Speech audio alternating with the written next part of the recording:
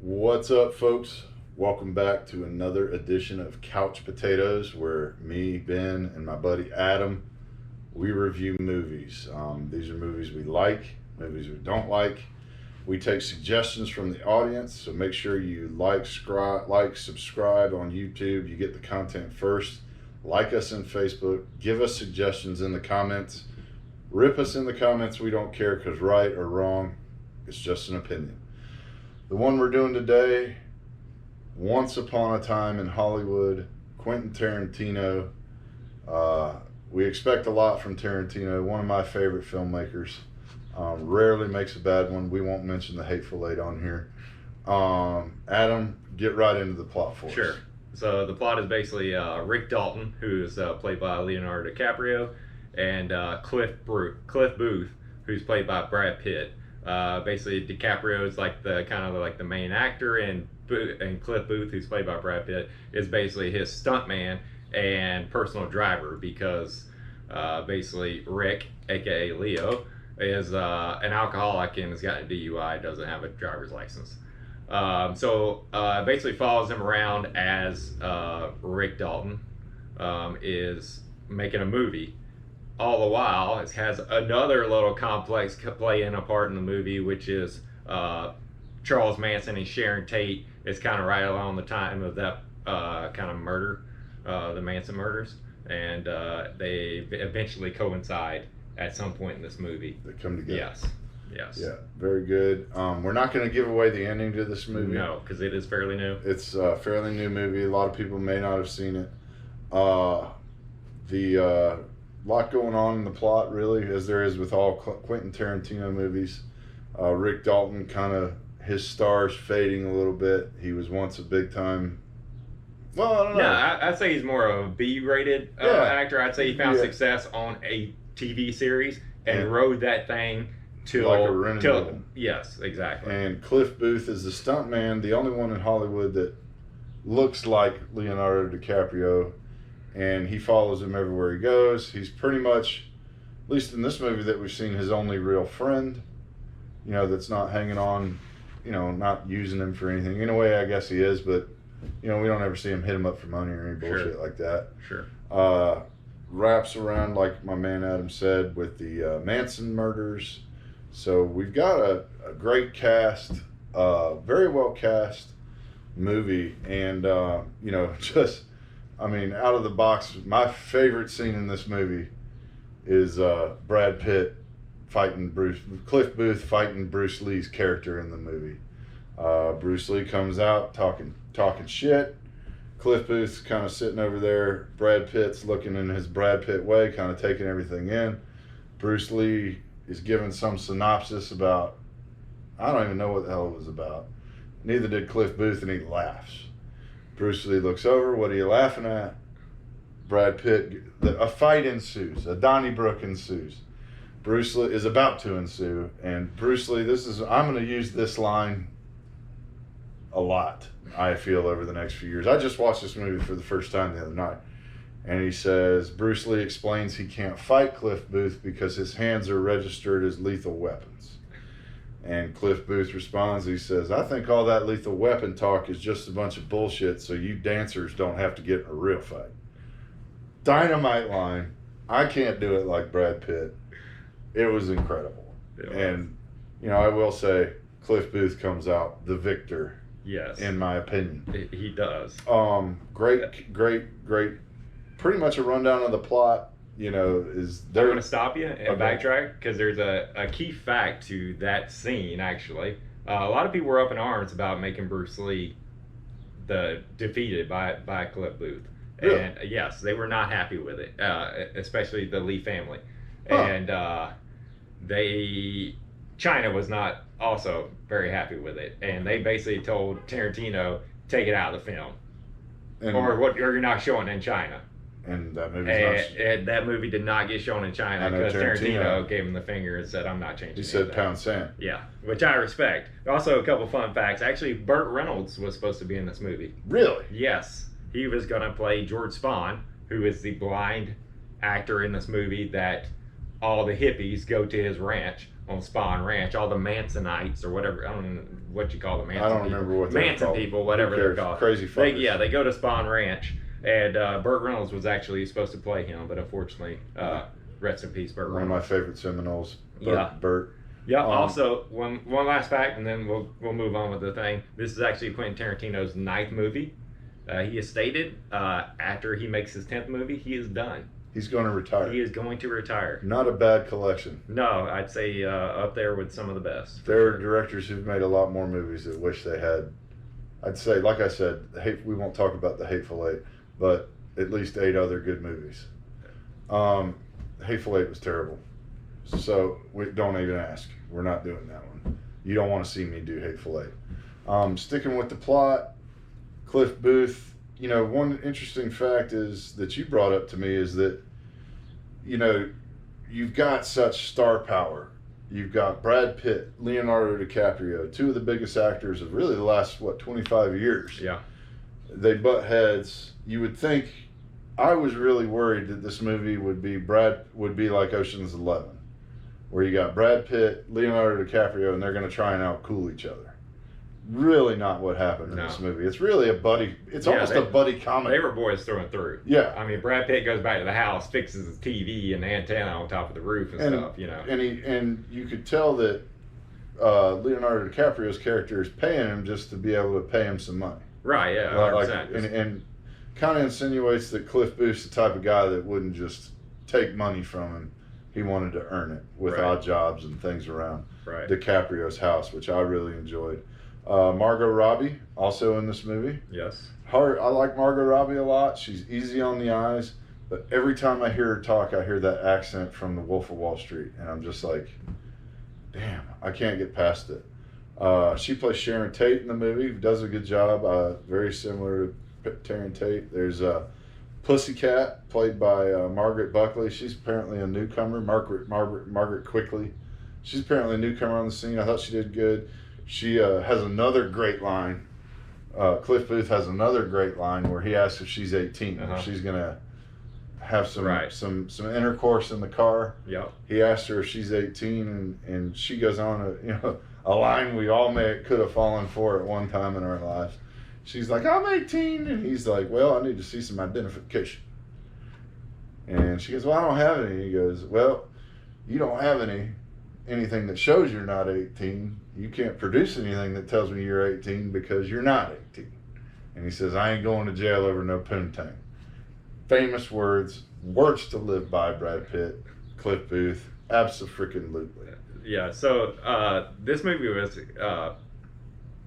put out kind of weird. So you had Rick Dalton, you had Cliff Booth, they were together, and then you had Sharon Tate thing going on over here. Right. But then Cliff would drop off Rick, you know, for Rick to do the movie, while Cliff basically ran errands or did whatever he did. His day was his. And so the movie would follow Cliff around. Cliff, as the stuntman, was really the main actor, in my opinion. I think he was more the main actor than Rick Dalton, who was played by Leo. Totally agree with you there. And Cliff's character, Brad Pitt, there are some dynamite cameos in this one. Kurt Russell. Yep. Who, bless up to Kurt Russell, Walt Disney's last words. Also narrated the movie. Also another narrated movie, which we know you're big on narrated flicks. Did another good job in this one.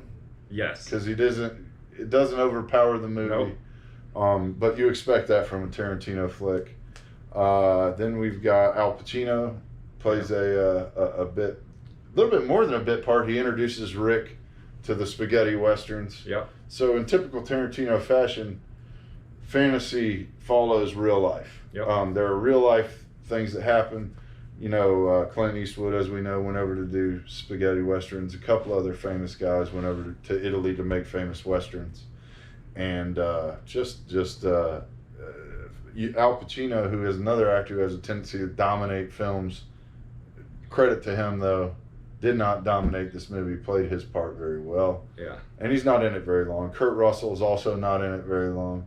But anytime you get some Kurt Russell, I'm a big fan. I'm a big Kurt Russell fan. Back to the movie. So when Rick and Cliff do separate, immediately Cliff runs into Pussycat. Yes. And they have their little interaction. Which I mentioned before. Yeah, a little bit further in the movie, where he takes her is the Spawn Ranch. Yeah. He takes her to Spawn Ranch, and that is Cliff by himself, basically at Spawn Ranch. He knows something up because he's been there before. Doesn't look right. Yeah, he knows who owns Spawn Ranch. He was George Spawn, and anyways, he demands to see George Spawn because he thinks these hippies are Right. either killed him or manipulating him or whatever. So he goes up there, and the dude's blind, but He's all good. Yeah, he's all good. I mean, he's having a good time with the hippies, I guess. Yeah, you the could hippie say. chicks. He's doing Yeah. just fine. So he comes out, and this is one of my favorite scenes. You're right here. So he comes out and gets out to his car. They're all pissed off at him. And he gets out of his car, and there's a knife sticking out of his tire. Yeah, bad move. And yeah, a hippie dude on the fence. He'd already done what Bruce Lee's ass. Yeah, laughing his ass off, and it's Yeah. silly. Hee, it's basically that exact laugh. Hee. Yeah. And Brad Pitt tells him, "Hey, fix it," and he laughs again. Hee, fuck you. Wrong words. No, Wrong words. Cliff don't play that. Nah, Cliff went over there one punch, boom, and just went to. Cliff goes to town in this movie. Cliff does to work. He went to wearing some meat off his head. We're not going to spoil the ending for you, but Cliff shines. Yes, Cliff definitely shines. And I really love after he beats this dude to a bloody pulp. Still makes him change the tire. Grabs him by his hair, makes him change the tire, and he goes, "Can I wipe my face off first?" He goes, "Nope." I Yeah. love it. I mean, I feel like that's how it would kind of be in real life. You wouldn't have empathy on the guy and say, No. "Oh yeah, wipe your face." No. Fix my tire. I might give the dude a towel. No. Just so he doesn't bleed on my rim. Got a point there. Those were Awesome car, by the way. Yeah. Awesome What was car. that? I don't It was know a what it was, Continental. I man. believe it was a Continental. It was sick, though. 2-door Continental. It was a good looking ride. Yeah. Director, actors, we just basically talked about it. Anyone that matters. The only thing I'll say is, look, Tarantino movies, they're always excellent, but what I most like about Tarantino... Except for the Hateful Eight. I haven't seen The Hateful Eight, actually. Don't worry about it. Because of that. There was a lot of people that said, don't watch it. But the thing I love most about Tarantino is, no matter what, he gets the absolute best out of actors. Yes. It doesn't matter. I mean, whether it's Christopher Waltz or whatever movie you want to get into, that whatever actor it is that's acting in his movie is the best they're going to act in their whole career. Yeah, I agree with that. Think about Pulp Fiction. I don't know how many takes he has to do with these people, I've heard a lot of it's one take. but whatever he does, he needs to bottle it up and do it more than 10 times. That's why he's a gazillionaire. Yeah, I mean, he got more money than David Crockett. Yes. I agree with you there. It's well shot. The soundtrack is phenomenal. I mean, if you're into that late 60s kind of mood, rock and roll, a little bit of disco coming on, the soundtrack just applies perfectly to almost every scene. I mean, I guess we need to go ahead and rate it. No, I'm not ready to rate it yet. You're not ready? to rate it. So back to DiCaprio's guy, Rick Dalton, who's DiCaprio. He's hilarious in this movie. Number one, he's an alcoholic, a major alcoholic. Bad. He has a great rant where he jumps in his trailer and absolutely tears the trailer apart, pissed off because he's forgetting his lines. Because instead of only having 3 whiskey sours the night before, he had 8. Which, hey. Yeah, sometimes it gets away from you. Yep. We understand. He has that, Yep. He takes a blender full of margaritas and just kind of, it does a whole blender. Yeah, I used to do that with pitchers beer. Yeah. And that's ended badly for me one night as well. So what I love most about Rick Dalton's character is his insecurity. He's extremely insecure because he knows he's a B-rated actor. He's not a very good actor. He's just kind of like, got lucky on a TV show or Well, he's a good-looking guy. So, he made it happen. Yes. So in his scene, he starts acting. He's basically judging himself with a 8-year-old girl. Yes. I'd say she's roughly 8, who's a very good actor or whatever. Anyways, well, he pulls it off and does a great job. And when she compliments him, that's like the best when he starts acting crying, I've ever when he seen. starts crying, it's hilarious. Yes. It's hilarious. DiCaprio, it's hard to say that someone got more out of DiCaprio than Martin Scorsese. Tarantino did. Yeah, I agree. We saw the full gamut of Leonardo DiCaprio. Absolutely. And just did a great job. Like I said, I was worried it would be Brad Pitt and Leo trying to outcool each other. Right. Certainly wasn't. Margot Robbie plays the dumb blonde very well, because this is the whole separate part of the thing we're talking about. She plays Sharon Tate, Roman Polanski, Annabelle Folger, but it doesn't dominate the movie as it shouldn't. It's more of a side story. Yep. that in typical Tarantino fashion comes together, but it's so smooth. And it comes together with a bang. Comes together with an absolute bang. Big bang. It's one of the better endings I've seen in years. I mean, I watched this movie late at night and was pumped. Yeah, 100%. Because I was like, that's how that should have ended. 100%. Rarely do I say that. I don't know that I could have improved anything on this movie, even Armchair Quarterback. Yeah. As good as this movie was, the ending was twice as good. Yes. Which, leads you to come back for more. Because yes. it is that good. As far as the acting, I mean, I couldn't tell you anybody that didn't act their ass off in this. Yeah, even the people you don't know, you're like, wow, they did great. Even the small cameos. I love the spaghetti director when he actually goes over there and he starts talking to Rick Dalton and explains to Rick Dalton, and he's like, I want to do this with you, do this. And he's like, well, if we do all this, how are they going to know it's me? And he's like, that's the point. I don't want them to know it's you. I want them to think you're Caleb. You're better than this. But he's just so over the top. And, his mustache, he wanted him to have a crowbar mustache or whatever. And he's like, you're on a Harley. He's like, yeah, absolutely. Oh, man, he's out of control, though. Absolutely. Yeah, he's definitely, just little things like that you just get in Tarantino movies. And he always comes with a unique way to do something in the film, whether it's Pulp Fiction or this. Yeah. It's not your typical way you frame out a movie. Wouldn't have done it that way. Yeah, exactly. Most people would not do it that way. Time wise, and the like I said, I'm not a huge fan of narrated movies, but Kurt Russell kind of keeps things moving, and helps you follow along a little bit, but doesn't give away the movie. Right. And good voice too. Yeah, good voice. And, I mean, it's Kurt Russell, dude. Yeah. Everything that guy touches turns to gold, except for The Hateful Eight. Everything that guy's in is usually outstanding. Well, we've talked about most of the movie. Yep. We don't want to give away the ending on this one. It's hard. Even though the ending is so damn good, we want to talk about it. We want to talk about it really bad. We're going to turn off the camera and talk about it. Yeah. But go ahead with your rating, though. Oh, man. It's in the vault for me. I can't give it any higher. Yeah, I bought the movie. I paid $14.99. Who pays $14 for movies anymore? But I'm on the road a lot, and it's a movie I will definitely be watching again at some point. Yeah, soon. I agree. From beginning to end, it was a great movie. At no point was I wandering off, or it captured me the whole time. I was watching this thing at midnight, and I stayed up till 2:30 a.m. and I don't do that anymore. Right. And I did not feel like I wasted those 2.5 hours of normal sleep. Right. I was glad that I stayed up and watched it. And I think it gets even. I'm like ready I said, for because the ending is so good, it's like you never have a come down. You just keep going up and up and up with this. Builds the whole time. So I would say yes, buy this movie. He owns own it. Yes. Watch it more than once, and be happy to sit in some piece of dung like the shot caller, which we just reviewed. The previous video. Absolutely not. This is a must-own rewatch. It probably wouldn't get old until the 5th or 6th viewing for me, and even then, I don't know if it would. Yeah, it's just a great movie all around. It's going to be one of those that when it pops up, you're going to watch it. Yeah, there's so many little things in here that we didn't even discuss, like the cinematography. Oh yeah, but their wardrobe, because they had to go back in 1970ish. Yeah, everything's perfect. Yeah, it's great. Look at this video. We're not lighting experts. We don't know shit about that. No. But we know good when we see good. I know good when I see good. This is a great movie. In the vault for me. Adam's in the vault for him. I own this movie. It's not going anywhere. That's it for Couch Potatoes.